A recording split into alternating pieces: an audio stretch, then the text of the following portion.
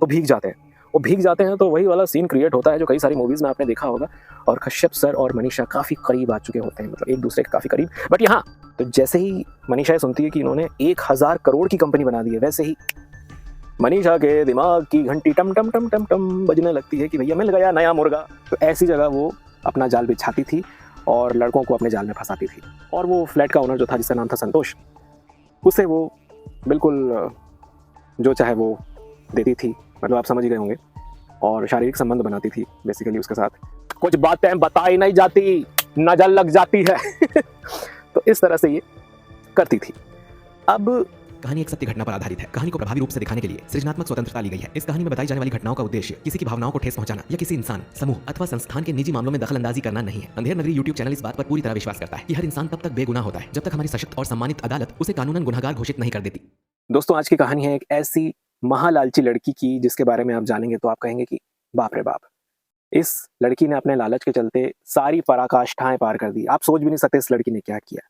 दरअसल 26 साल की एक लड़की मनीषा, जो रहने वाली तो जयपुर की थी, पर शिफ्ट होती है, अकेली शिफ्ट होती है मुंबई के एक मल्टी में फ्लैट लेकर शिफ्ट होती है।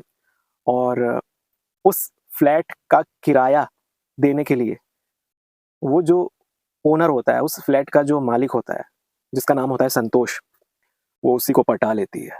और फिर आपको तो पता ही है, रेंट देने की भी ज़रूरत है ही नहीं, क्योंकि मनीषा खूबसूरत थी, जवान थी, 26 साल की उसकी उम्र थी।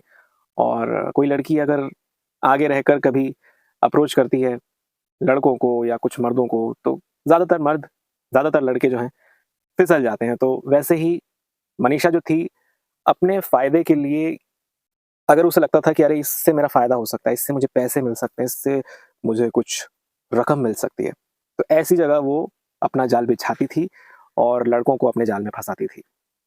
तो ऐसे ही उसने जिस फ्लैट में वो रहती थी, उस फ्लैट के ओनर को पटा के रखा हुआ था।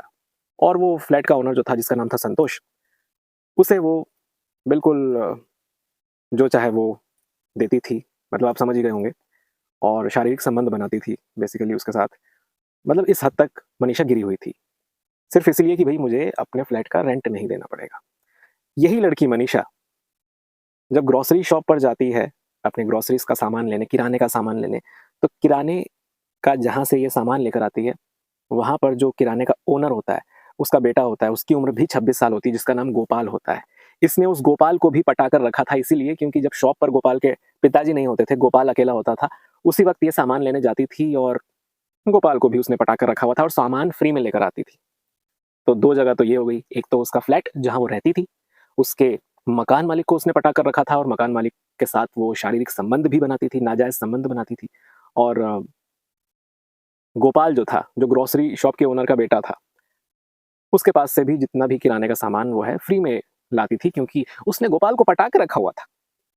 अब उसी मल्टी में उसके पैसों की नीड पूरी होती रहे, इस बात के चलते उसने एक घनश्याम नाम का एक व्यक्ति था जो उसी मल्टी में रहता था, अपनी 6 साल की बिटिया के साथ, चूँकि उसकी वाइफ की डेथ हो चुकी थी और वो सिर्फ़ अपनी बेटी के साथ रहता था। तो ये चीज़ मनीषा ने नोटिस की और घनश्याम के साथ भी नज़दीकियाँ बढ़ाई, और घनश्याम के साथ भी कुछ उसके इमोशंस के साथ खेला, और उसके साथ भी, घनश्याम के साथ भी शारीरिक संबंध मनीषा ने बनाया, जबकि घनश्याम की उम्र 40 साल थी। सिर्फ़ इसीलिए कि घनश्याम से उसे कुछ पैसे मिल सकें, और इस बात का वादा वो करती थी घनश्याम से कि मैं तुमसे शादी करूँगी। और घनश्याम भी थोड़ा-सा इमोशनली उससे अटैच हो गया था कि भई शादी कर लेते हैं जल्दी, क्योंकि मेरी बेटी को भी माँ मिल जाएगी। ये शादी का वादा करके जो है घनश्याम से संबंध बनाती है, और बदले में घनश्याम उसकी जितनी भी तमाम ख्वाहिशें थी वो पूरी करता था। पैसे वगैरह देना या कुछ सामान लाना है मार्केट से या जो भी चीज़ें हैं, उसके लिए बहुत सारा पैसा वो घनश्याम से ले लेती थी। तो इधर 3 आशिक हो गए इस लड़की के, मनीषा के। कौन-कौन? एक तो उसका मकान मालिक, जहाँ जिस फ्लैट में वो रहती थी, मकान मालिक से उसने संबंध बना के रखे हुए थे, क्योंकि उसे फिर रेंट नहीं देना पड़ता था। ग्रोसरी शॉप वाला गोपाल, उससे भी इस लड़की ने संबंध बना के रखे हुए थे। इनफैक्ट सभी से, जितने भी लोगों के बारे में मैं आपको बता रहा हूँ, सभी से इसने शारीरिक संबंध बनाए हुए थे। सभी के साथ फिजिकल भी होती थी, बिंदास, बिना डर के, खुल के। और सबको ये बोलती थी कि, तीनों को ये बोलती थी कि हमारा ये जो रिलेशन है ना, इसके बारे में किसी को मत बताना, क्योंकि ना लोगों की नजर लग जाती है। कुछ बातें बताई नहीं जाती, नजर लग जाती है तो इस तरह से ये करती थी। अब ये लड़की मनीषा ये भी चाहती थी कि कोई ऐसा लड़का भी उसके साथ हो रिलेशन में, जिसके साथ वो कहीं पर जाए तो उसका हम उम्र हो और उसके साथ घूमकर उसको लगे कि यार जोड़ी बड़ी अच्छी है, लुक में थोड़ा-सा अच्छा हो, बॉडी-शॉडी हो। तो एक रोहन नाम का लड़का जो कि एक ऑफ़िस में काम करता था, एक टेलीकॉम कंपनी में काम करता था, उस लड़के को भी इसने पटा कर रखा हुआ था और उसके साथ ये घूमना-फिरना करती थी और उससे भी ये शादी का वादा करती थी। उससे भी शादी का वादा करती थी। और उससे भी घूमना-फिरना, मूवीज़ जाना और अपनी ख्वाहिशें पूरी करना और पैसों की नीड तो उसकी पूरी हो ही रही थी। तो ये मनीषा है ना कुछ करती नहीं थी, ये बस घूमना-फिरना और इधर से पैसे लेना, उधर से पैसे लेना और किराना और रहना तो इसका फ्री में होता था। तो फिर तो कोई दिक्कत ही नहीं थी। जो मकान मालिक था इसका संतोष, उससे भी इसने शादी का वादा किया हुआ था, तो वो भी उसको बहुत सारे पैसे दे दिया करता था। और घनश्याम जो एक उसी मल्टी के नीचे वाले फ्लोर पर रहता था, जिसकी मैंने आपको बताया 6 साल की बेटी थी, जिसकी वाइफ़ की डेथ हो चुकी थी, वो भी उसकी पैसों से मदद करता था। और ये जो लड़का था रोहन, जो ऑफ़िस में काम करता था, वो भी इसे घुमाता-फिराता था। तो ये जो लड़की थी मनीषा खुद कुछ नहीं करती थी।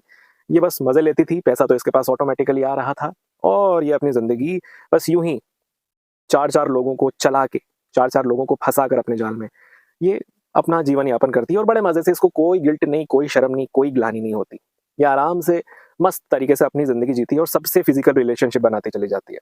अब एक दिन इसी के फ्लैट में, मनीषा के ही फ्लैट में अ, दरवाज़ा नॉक करता है एक बंदा और जब मनीषा गेट खोलती है तो वो देखती है कि अरे! एक हैंडसम बॉय, गोरा और उसकी उम्र लगभग 28-29 साल लग रही थी, मस्कुलर बॉडी और जब मनीषा ने गेट खोला तो मनीषा थोड़ी-सी भाई अब देखो यार ऐसी लड़की है, जब ऐसी लड़की के सामने अगर इस टाइप का कोई लड़का आएगा जो मस्कुलर बॉडी के साथ हो, गोरा-चिट्टा हो और मतलब स्मार्ट हैंडसम टाइप का तो मनीषा भी देखती है और उसकी आँखें चमक जाती हैं मनीषा की। तो मनीषा पूछती है यस जी एक्चुअली मेरा नाम कुणाल है और मैं आप ही के बगल वाले फ्लैट में रहने आया हूँ। मैं एक्चुअली एक ऑफ़िस में काम करता हूँ और मैं शिफ्ट हो रहा हूँ आज ही।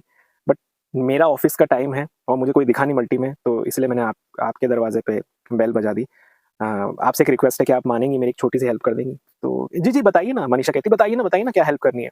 तो कहती है कि आज मेरे फ्लैट में सामान शिफ्ट होना है, तो ये चाबी आप लीजिए मेरे फ्लैट की, तो 10 बजे के लगभग जो है सामान शिफ्ट करने वाले लोग आएँगे, तो उनसे प्लीज़ ये गेट खोल के सामान शिफ्ट करवा दीजिएगा प्लीज़, इतना आप कर देंगे? बोले, "हाँ, हाँ, श्योर, श्योर, व्हाई नॉट? कर दूँगी।" बोले, ठीक है, थैंक यू।" इतनी बात होती है, फिर कुणाल जो है अपने ऑफ़िस चला जाता है। अब यहाँ पे मनीषा के दिमाग में घंटी बजने लगती है, चूँकि कुणाल एक हैंडसम बॉय था, मस्कुलर बॉडी और जैसा कि मैंने उसका वर्णन किया, तो अब इसके दिमाग में भी चीज़ें चल रही थी। अब जब इसका सामान शिफ्ट होता है, कुणाल का, तो जब सामान शिफ्ट होता है, तो कुछ लोग भी आते हैं ऑब्वियसली सामान रखने के लिए। तो वो देखती है कि double door fridge, 55 inch LED TV और महँगे वाले बड़े वाले महाराजा सोफ़े और तरह-तरह के महँगे-महँगे आइटम्स वहाँ पे शिफ्ट हो रहे थे और एकदम नए, एकदम पेटी पैक सामान जो है शिफ्ट हो रहा था। तो इसकी आँखें चमक गई, यार ये ज़रूर ना जो बंदा है, छोटा-मोटा बंदा तो नहीं है। तो साथ में वहाँ पे जो लोग थे, जो सामान शिफ्ट करने आए थे, उनसे वो पूछती है कि, "क्या करते हैं आपके साहब? ये इतना सामान उनका है?" बोले, "हाँ, हाँ, इनको कंपनी की तरफ से इतना सामान मिला है और साहब बहुत बड़े सॉफ्टवेयर इंजीनियर हैं, तो और बहुत इनकम है साहब की और बहुत अच्छा कमाते हैं और इकलौते हैं इनके घर के।" इस टाइप से वो वर्णन देते हैं। तो इसकी आँखें चमक जाती है मनीषा की, कि अरे! ये तो नया मुर्गा मिल गया अपने को फँसाने के लिए। अब मनीषा का पूरा दिमाग फ़ोकस हो जाता है कुणाल पर और कुणाल चूँकि वेल सेटल्ड भी था, अच्छी खासी उसकी इनकम थी, अच्छी खासी उसकी पोस्ट थी और अपने काम के प्रति वो बहुत डेडिकेटेड था और अपनी मेहनत से उसने कई सारे प्रमोशंस पाए हुए थे और वो अपनी लाइफ़ में एक बहुत अच्छी ज़िंदगी जी रहा था और वो कुँवारा था। उसकी शादी नहीं हुई थी, 28-29 साल उसकी एज होगी और लुक वाइज़ तो मैंने आपको बता ही दिया। तो अब मनीषा जो है, उसका फ़ोकस हो जाता है कुणाल पे और मनीषा के दिमाग में घंटियाँ बजने लगती है, भैया ये लौंडे को पटाओ। अब मनीषा कुणाल से नज़दीकियाँ बढ़ाने की कोशिश करती है। कई बार क्या आपके पास खुले हैं? इस बहाने से कैसे हैं आप? क्या हाल-चाल है? कभी जैसे कुणाल जॉगिंग पे जाता है तो सुबह-सुबह जल्दी उठ के उसके साथ जॉगिंग पे चली जाती थी। कई बार जानबूझकर वो देखती थी कि कुणाल कहाँ-कहाँ जाता है दिन भर में इधर-उधर, तो वहाँ खुद पहुँच जाया करती थी और इस तरह का बहाना बनाती थी कि अरे! आप यहाँ कैसे? और इस प्रकार से मनीषा ने कुणाल के साथ नज़दीकियाँ बढ़ाई।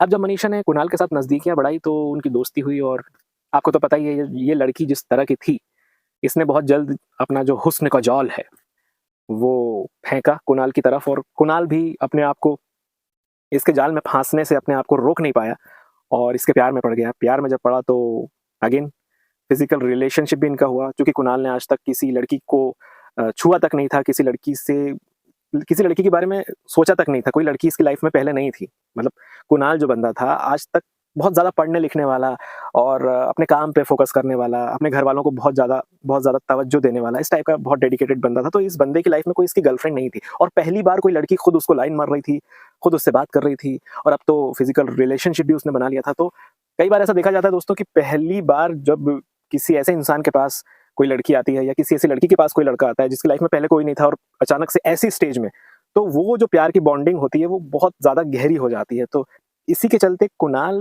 की जो बॉन्डिंग थी, कुणाल की जो इमोशनल बॉन्डिंग थी, वो जुड़ गई मनीषा के साथ और वो मनीषा को बहुत ज़्यादा प्यार करने लगा। अब जब मनीषा को वो चाहने लगा तो कुणाल वेल सेटल्ड था, अच्छे खासे ऑफिस में सॉफ्टवेयर इंजीनियर था, उसकी इनकम बहुत अच्छी थी और मनीषा के ये जो 4 बॉयफ्रेंड्स थे, गोपाल, घनश्याम, संतोष और रोहन, ये ठीक थे, इसने इनको ऑप्शन में रखा हुआ था, ये सब चारों लोगों को चला रही थी। पर अब मनीषा को एक परफेक्ट इंसान मिल चुका था कि भैया ये शादी लायक बंदा है। मनीषा इसी बात का इंतजार कर रही थी, मनीषा इसी पल का इंतजार कर रही थी कि कोई ऐसा मुर्गा फंसे जिससे ना मैं शादी करके अब सेटल हो जाऊं, क्योंकि कुणाल की भी जो एज थी वो शादी की हो रही थी और ये भी 26 साल की थी। अब होता क्या है कि प्यार होता है दोनों में और शादी की बात करता है कुणाल की, चलो लेट्स गेट मैरिड, हम शादी कर लेते हैं मनीषा। तो मनीषा कुणाल को हाँ कर देती है और जब मनीषा कुणाल को हाँ करती है तो वो एक शर्त रखती है कि किसी को बताएंगे नहीं और हम शादी कर लेते हैं, थोड़े समय बाद हम घर पे बताएंगे कि हमने शादी कर ली है, ठीक है, अभी किसी को नहीं बताते हैं क्योंकि यार मुझे भी लाइफ में कुछ पाना है ऐसा वैसा। अब कुणाल इसमें भी मान जाता है कि चलो ठीक है, कोई दिक्कत नहीं है, बट हाँ मेरे घर में सिर्फ मेरी माँ है। कुणाल के घर में उसकी माँ थी और बोले मैं माँ से अपनी कोई बात छुपाता नहीं हूँ, इसलिए मैं माँ को तो ज़रूर बताऊंगा। तो कुणाल अपने घर फ़ोन लगाता है अपनी मम्मी को, बताता है कि मम्मी एक लड़की है मनीषा नाम की, मैं उसे बहुत पसंद करने लगा हूँ। और इधर कुणाल की मम्मी भी उसे शादी के लिए बोलती थी बार बार कि बेटा शादी कर ले, अब तो तू सेटल हो गया, अब तेरी जॉब लग गई है, कब शादी करेगा, अब तुझे शादी कर लेनी चाहिए। इस तरह की बात जो है उसकी मम्मी भी करती थी कुणाल की। तो कुणाल भी कहता था मम्मी अभी रुक जाओ, अभी देखता हूँ, ऐसा करके टालता रहता था। अब चूंकि मनीषा कुणाल की जिंदगी में आ गई थी तो कुणाल तो रेडी हो गया था शादी के लिए। तो कुणाल ने जब अपनी मम्मी को बताया कि मम्मी मनीषा नाम की कोई लड़की, एक लड़की है जिससे मैं प्यार करता हूँ ऐसा वैसा, तो उसकी मम्मी बड़ी खुश हो गई कि चल बेटा तूने फाइनली देख तो लिया अपने लिए। क्योंकि कुणाल के घर जो उसकी मम्मी थी उन्होंने कह के रखा था कि बेटा तुझे जो भी पसंद आए, जो भी लड़की तुझे तुझे अच्छी लगे, जिससे भी तुझे लगता है कि इससे शादी करनी करनी है तुझे, तो बता देना, बिंदास हम तेरी शादी करा देंगे।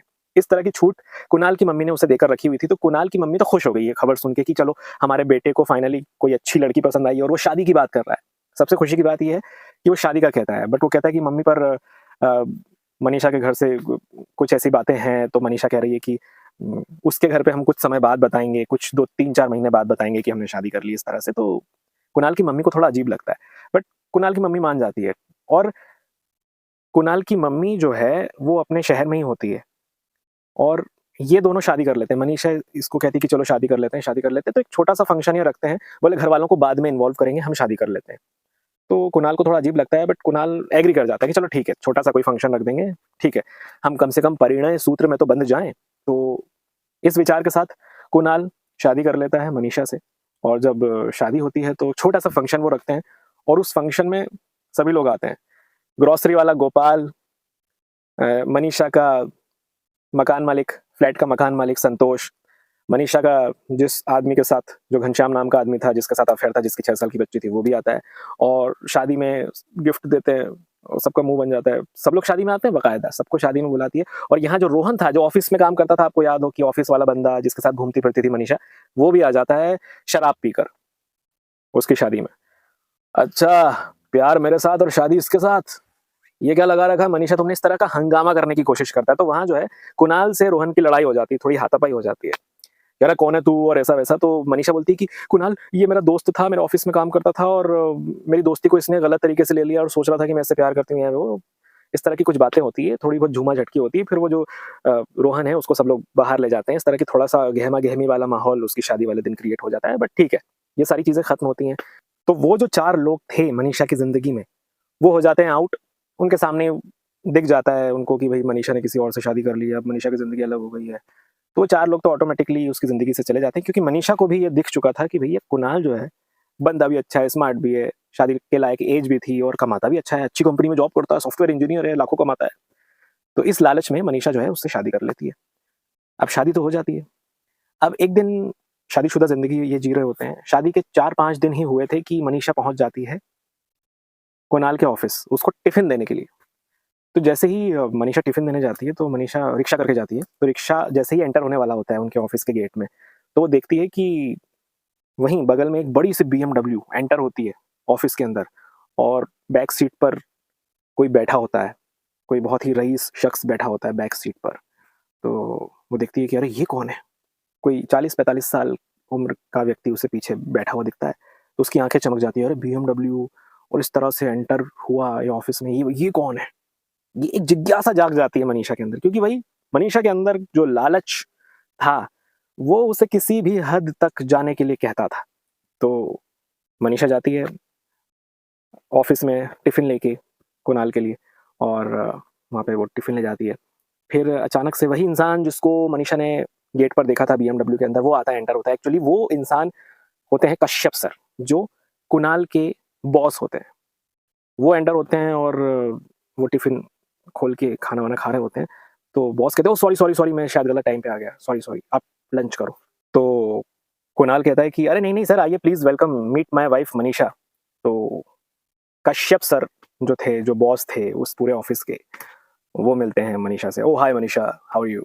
बोले, "फाइन सर, आप कैसे हैं?" इस तरह से इंट्रोड्यूस कराता है कुणाल अपने बॉस से मनीषा को और इंट्रोड्यूस कराते-कराते कुणाल कहता है कि, "मनीषा तुम्हें पता है आज से 15 साल पहले सर ने सिर्फ़ ₹25,000 से शुरुआत की थी और आज इन्होंने 1,000 करोड़ की कंपनी बना दी है सोचो।" "अच्छा, क्या बात कर रहे हो?" तो जैसे ही मनीषा ये सुनती है कि इन्होंने 1,000 करोड़ की कंपनी बना दी है, वैसे ही मनीषा के दिमाग की घंटी टम टम टम टम टम बजने लगती है कि भैया मिल गया नया मुर्गा। अब कश्यप सर जिनकी एज ऑलरेडी 40-42 साल की उनकी एज होगी, पर मनीषा चूँकि किसी भी हद तक जा सकती थी अपने लालच के चलते, तो मनीषा के दिमाग में आ चुका था कि ये जो कश्यप सर हैं बस इनको पटाना है बस, कुछ भी हो जाए और बस इनसे शादी करके सेटल हो जाऊँगी। ये मनीषा सोचती है, बताओ यार, क्या लड़की है ये कसम से। कोई इंसान इतना गिर सकता है कि पैसा उसके लिए इतना बड़ा हो जाए कि रिश्ते-नाते सब उसके सामने छोटे पड़ने लग जाएँ। कभी-कभी पैसों का लालच किसी के दिमाग को इस प्रकार से ढक सकता है। ये मैंने या किसी ने भी सोचा नहीं होगा या आप भी लोग अभी देख रहे हैं इस कहानी को तो आप भी नहीं सोच सकते कि किसी के लिए पैसा इतना इम्पोर्टेंट रहता है। हैं कई लोग, लालची लोग, कि वो अपने रिश्तों को भी ताक पर रख देते हैं। खैर, अब कुणाल ऑफ़र करता है अपने बॉस कश्यप सर को कि सर प्लीज़ आइए, हमारे साथ लंच कीजिए। तो वो कहता है कि अरे! करो, करो, करो, आप लंच करो। तो फिर मनीषा कहती है, "नहीं सर प्लीज़ कीजिए ना, घर का खाना है, अच्छा लगेगा।" "अच्छा घर का खाना है, चलो ठीक है, खाता हूँ, क्या बनाया आपने?" ऐसा करके फिर वो खाना-वाना परोसते हैं, जब कश्यप सर खाते हैं तो वो कहते हैं, "वाह, वाह, वाह! क्या खाना बनाया मनीषा तुमने, वेरी गुड। घर का खाना खाए बहुत दिन हो गए, बहुत अच्छा लगा तुम्हारे घर का खाना ये वो।" वो खाना-वाना खाते हैं, लंच-वंच करते हैं कश्यप सर उनके साथ में और फिर चले जाते हैं। अब कुछ दिन और बीतते हैं। अब इधर तो मनीषा के दिमाग में चल रहा था कि भैया अब कश्यप सर को पटाना है, कुछ भी हो जाए। तो अब कुछ दिन और बीतते हैं कि मनीषा को फ़ोन आता है कुणाल का ऑफ़िस से एक दिन कि आज जो है टिफ़िन मत लाना, मैं किसी काम से बाहर जा रहा हूँ। तो मनीषा को जब कुणाल ऐसा कहता है तो मनीषा कहती है कि हेलो, हेलो, हेलो तुम्हारी आवाज़ नहीं आ रही Kunal, hello, hello, hello, hello ऐसा कह के फ़ोन कट कर देती है। और कुणाल चला जाता है अपने ऑफ़िस से किसी ऑफ़िस के काम से ऑफ़िस से बाहर और पर यहाँ मनीषा टिफ़िन पैक करती है और पहुँच जाती है ऑफ़िस में, कुणाल के ऑफ़िस में। और जो असिस्टेंट रहती है कश्यप सर की, उनको कहती है कि कश्यप सर कहाँ हैं? उनसे कहिए कि कुणाल सर की वाइफ़ आई हैं मनीषा, उनसे मिलना चाहती हैं। तो कश्यप सर की असिस्टेंट आके बताती है कि सर वो मनीषा जी आई हैं, कुणाल जी की वाइफ़, वो आपसे मिलना चाहती है। बोला हाँ, हाँ, प्लीज़ भेजिए उन्हें, मनीषा जी आई हैं क्या? चलिए भेजिए, भेजिए उन्हें। तो वो आती है और कहती है कि सर मैं टिफ़िन लेके आई थी पर ये तो कहीं चले गए हैं ऑफ़िस के काम से। बोला हाँ, हाँ, कुणाल ऑफ़िस के काम से कहीं बाहर गया है आज, उसको आने में शाम हो जाएगी। पर मैं टिफ़िन लेके आई हूँ तो मैं सोच रही हूँ कि मैं आपके साथ खा लूँ टिफ़िन, हम दोनों खा लेते हैं साथ में। तो बॉस कहते हैं कि हाँ, ठीक है, नो प्रॉब्लम और कश्यप सर जो हैं, वो साथ में लंच करने लगते हैं मनीषा के साथ। अब कश्यप सर के दिलो-दिमाग में ऐसा कुछ भी नहीं था जो दिमाग में खुराफात मनीषा के चल रही थी।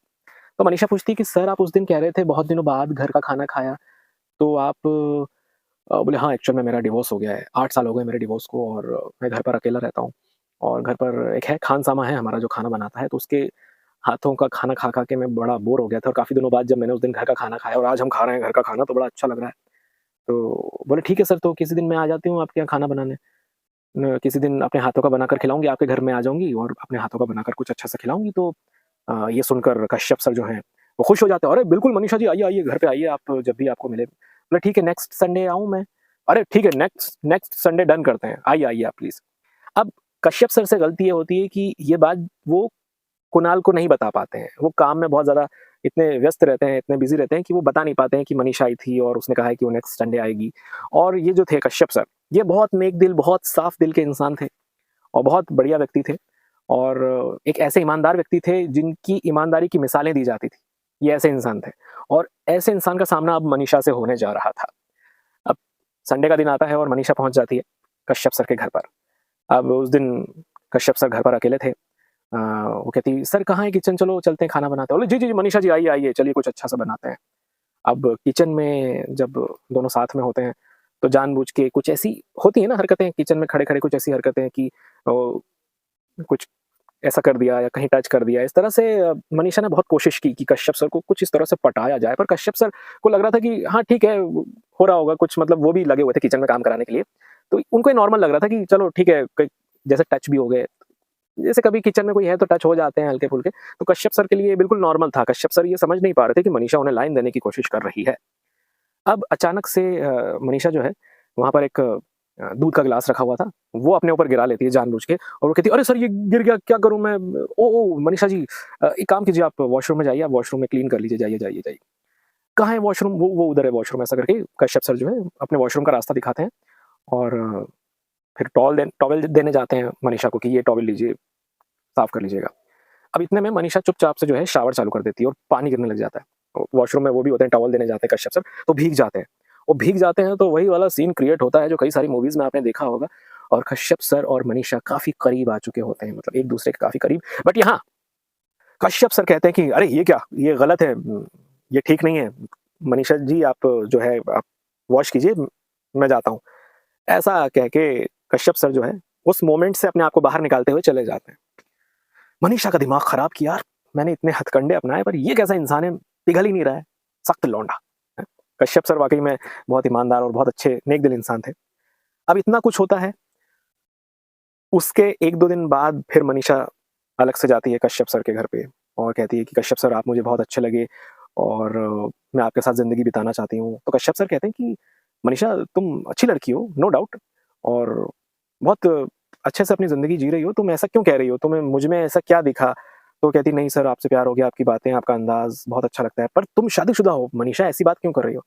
तो कुल मिला के मनीषा जो है मैनिपुलेट करने की कोशिश करती है कि कोई बात नहीं मैं कुणाल से तलाक ले लूँगी, मैं बहुत अच्छी होम मेकर हूँ, बहुत अच्छा-अच्छा खाना बनाकर खिलाऊँगी और मेरी कुछ नीड्स हैं जो मुझे लगता है कि आप पूरी कर सकते हैं। इस तरह से कश्यप सर को पिघलाने की कोशिश करती है और कश्यप सर भी यहाँ थोड़े से पिघलने लगते हैं, थोड़े से इमोशनल हो जाते हैं क्योंकि कश्यप सर की खुद की वाइफ़ के साथ उनकी डिवोर्स हो चुका था।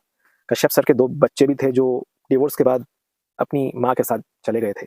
तो कश्यप सर अकेले रहते थे, तो कश्यप सर ने कहीं दिमाग में सोचा कि यार मनीषा अच्छी लड़की है, ठीक है डिवोर्स ले लेगी, मैं साथ में अगर रहूँगा तो ज़िंदगी शायद हम शुरू कर सकते हैं। ये विचार कश्यप सर के दिमाग में आने लगता है और 1-2 बार और मनीषा जाती है उनके घर पे माइंड वॉश करने के लिए कश्यप सर का और कुछ कश्यप सर ऐसा कुछ भी उल्टा-सीधा करते नहीं हैं। मनीषा बहुत उनको कोशिश करती है कि ये थोड़ा-सा मैं इस जो व्यक्ति है कश्यप सर है इनको उकसाऊँ, इस प्रकार से उकसाऊँ कि हमारे बीच कुछ हो जाए, इस तरह की बहुत कोशिश करती है मनीषा पर कश्यप सर बिल्कुल पिघलते नहीं हैं। कश्यप सर सिर्फ़ नॉर्मली उससे बात करते हैं और ठीक है मनीषा ऐसा करके बस इतनी कहते हैं कि ठीक है मनीषा देखेंगे अगर ऐसा कुछ होगा तो इस तरह का बोल देते हैं उसको। अब मनीषा के दिमाग में एक चीज़ आ चुकी थी कि भई अगर मुझे कश्यप सर से शादी करनी है, इनको अपने जाल में फँसाना है तो मुझे कुणाल से डिवोर्स लेना पड़ेगा। कुणाल से डिवोर्स लेकर मैं कश्यप सर को फँसाऊँगी, कश्यप सर से शादी करूँगी और इतना बड़ा साम्राज्य, इतने बड़े साम्राज्य की मालकिन बन जाऊँगी। ये मनीषा के दिमाग में चल रहा था। अब मनीषा जो कि बहुत शातिर लड़की थी, सोचती है कि क्या करूँ, क्या करूँ? तो कुणाल के पास वो जाती है और डायरेक्ट डिवोर्स पेपर लेकर पहुँचती है और कहती है कि मैं तुमसे डिवोर्स चाहती हूँ। तो कुणाल बोलता है कि 1 महीना हुआ है शादी को, पागल-वागल हो गई है क्या? दिमाग-विमाग है कि नहीं तुझ में? क्यों डिवोर्स क्यों चाहिए और तूने डिवोर्स के पेपर भी लेके आ गई, वाह! तो कुणाल के लिए शॉकिंग था कि यार ये क्या हो रहा है? तो कहती है कि नहीं नहीं, मुझे शादी अभी नहीं करनी थी, मैंने बड़ी जल्दबाजी में शादी कर ली, मुझे तो थोड़े समय बाद शादी करनी थी, पर मैंने अचानक से तुम्हारे साथ शादी करने का डिसीजन ले लिया और मुझे शादी ये नहीं करनी थी, इसलिए मैं चाहती हूँ कि अभी मैं तुमसे तलाक ले लूँ और ये वो इस तरह की बातें करने लगती है। तो कुणाल कहता है कि भाई अभी तो कुछ हमारे बीच हुआ नहीं, ना हमारी लड़ाई हुई, ना बहस हुई, कुछ भी नहीं हुआ, एक महीने हुआ हमारी शादी को। कुणाल भी यहाँ सोचता है कि ये ऐसा क्यों कह रही है, पर कुणाल कहता है कि मुझे तुम्हें डिवोर्स नहीं देना है, जाओ जो करना है कर लो, और ऐसा कह के वो ऑफिस के लिए निकल जाता है। अब जब वो ऑफिस के लिए निकल जाता है तो यहाँ मनीषा का दिमाग फिर से एक्टिवेट होता है कि कैसे वो अपनी चाल में कामयाब हो जाए।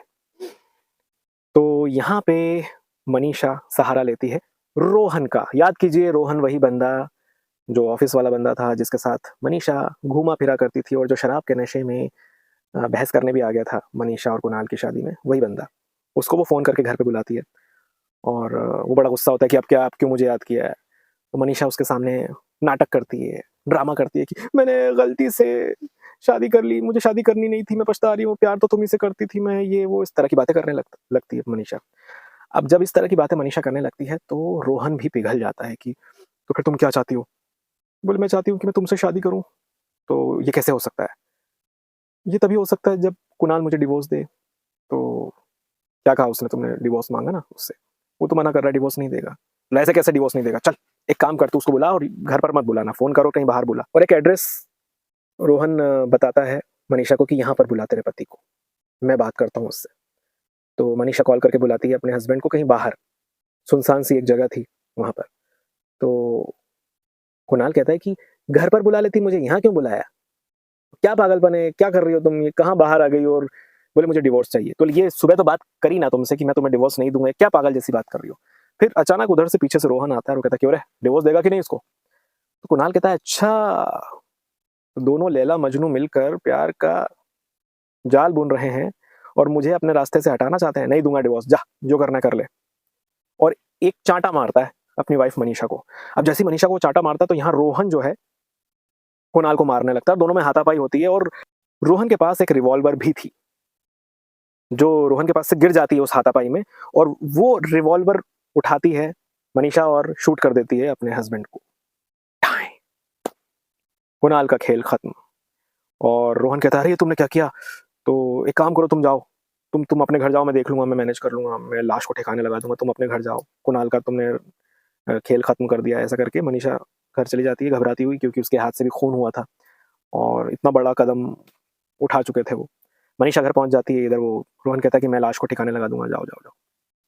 अब यहाँ तक ये सारी बातें होती है। अब मनीषा पहुंच जाती है पुलिस स्टेशन और कहती है कि मेरे हस्बैंड लापता हैं, उनका पता नहीं चल पा रहा है। तो पुलिस वाले पूछते हैं कि आपको किसी पे शक है क्या? तो वो कहती है कि हाँ, एक रोहन नाम का बंदा है जो मेरा फ्रेंड था, एक ऑफिस में मैं काम करती थी, तो वहाँ मेरा एक फ्रेंड बना था और मेरी शादी में आकर भी उसने काफ़ी नाटक किया था, ड्रामा किया था और मेरे पति को उसने धमकी भी दी थी कि तुझे तो देख लूँगा। शादी के दिन उसने ऐसा बोला था मेरे पति को, तो मुझे उस पर शक है, आप उसको बुला लो। सोचो आप, रोहन का ही इसने सहारा लिया कुणाल को अपने रास्ते से हटाने के लिए, और अब जब पुलिस वाला पूछ रहा है कि आपको किसी पे शक है क्या? तो रोहन का ही उसने नाम ले दिया ताकि रोहन चला जाए जेल में, कुणाल तो वैसे ही मर चुका है। और अब भैया मेरी और कश्यप सर की लाइन क्लियर, यही सोचती है मनीषा और इतना सब कुछ कह रही होती है, तो वहीं पे कश्यप सर भी आ जाते हैं। कश्यप सर को भी वो फ़ोन करके बुला लेती है कि कुणाल का पता नहीं चल रहा है, प्लीज़ आप आ जाइए पुलिस स्टेशन, में तो जा रही हूँ कंप्लेंट करने के लिए। तो कश्यप सर को उसने वहाँ बुला लिया था। फिर जब पुलिस वाले को वो बताती है कि मुझे रोहन पर शक है, तो रोहन को वहाँ बुलाया जाता है। और जब रोहन वहाँ आता है तो सिर्फ़ अकेला रोहन वहाँ नहीं आता है। रोहन के साथ आता है घनश्याम, गोपाल, उसका मकान मालिक जो था फ्लैट का संतोष, और साथ में उसका हस्बैंड कुणाल भी। जी हाँ, कुणाल भी, क्योंकि कुणाल को गोली नहीं लगी थी, वो नकली रिवॉल्वर थी और ये प्लानिंग कुणाल ने ही की थी रोहन के साथ मिलकर कि इसको हम इस प्रकार से पकड़ सकते हैं। और जो कश्यप सर थे, उन्होंने भी सारी बात आकर बता दी थी कुणाल को अलग से कि देखो, मनीषा मेरे घर आई थी, मेरा भी मन डगमगाने लगा था, पर नहीं, मैंने अपने आप को रोका और मैं समझ गया था कि मनीषा एक चालबाज़ लड़की है और वो इस प्रकार से बातें कर रही थी मेरे घर आकर कि मैं आपसे शादी करना चाहती हूँ, आपके साथ अपनी ज़िंदगी गुज़ारना चाहती हूँ, तो मैं कुणाल को डिवोर्स दे दूँगी, फिर आपके साथ आ जाऊँगी, आपको भी एक पत्नी मिल जाएगी और ये वो इस तरह की बातें वो मेरे घर आकर उसने की। इस तरह की बातें मिस्टर कश्यप बता चुके थे कुणाल को। तो कुणाल ने रोहन के साथ मिलकर एक प्लानिंग की थी जिसमें वो एकदम सटीक बैठी उनकी प्लानिंग। मनीषा ने रोहन को बुलाया कुणाल को अपने रास्ते से हटाने के लिए और फाइनली मनीषा का भांडा फूट चुका था और अब उसको हो गई थी जेल। सोचिए क्या लड़की थी यार ये। मतलब अपने स्वार्थ की पूर्ति करने के लिए, अपने लालच की पूर्ति करने के लिए वो ये भी तो सोच सकती थी कि भई जो कुणाल है वो ठीक-ठाक बंदा है, अच्छे कमाता है। अब मैं इसके साथ सारा पास्ट अपना डिलीट करके इसके साथ खुशी-खुशी अपनी ज़िंदगी जिऊँ। पर नहीं, जब ये ऑफ़िस पहुँची और कश्यप सर से मिली जो कि कुणाल के बॉस थे और उसे पता लगा कि इनकी 10,000 करोड़ की कंपनी है, तो वहाँ उसका लालच जागा और अ, वो कुणाल के पास से भी कश्यप सर के पास जाने के लिए करने लगी सिर्फ़ पैसों की खातिर। पर यहाँ कश्यप सर की तारीफ़ करनी पड़ेगी कि उन्होंने किसी भी परिस्थिति में अपने आप का ईमान डगमगाने नहीं दिया। एक समय उन्हें लग रहा था कि ठीक है मनीषा से वो शादी कर लें, पर फिर भी उन्होंने अपने आप को सँभाला, कुणाल को सारी बात बताई और कुणाल ने रोहन से कॉन्टैक्ट किया, उन्होंने एक प्लानिंग की इस प्रकार से और फाइनली मनीषा को हो जाती है जेल और मनीषा चली जाती है सलाखों के पीछे हवालात में। तो ये थी आज की कहानी दोस्तों। आज की कहानी आपको कैसी लगी? उम्मीद करता हूँ कि आज की कहानी आपको अच्छी लगी होगी। अगर वीडियो अच्छा लगा है तो इसे लाइक कीजिए, कमेंट करके बताइए कि आपको कहानी कैसी लगी और शेयर कीजिए इस कहानी को अपने दोस्तों के साथ। मिलते हैं आपसे अगली कहानी में। धन्यवाद।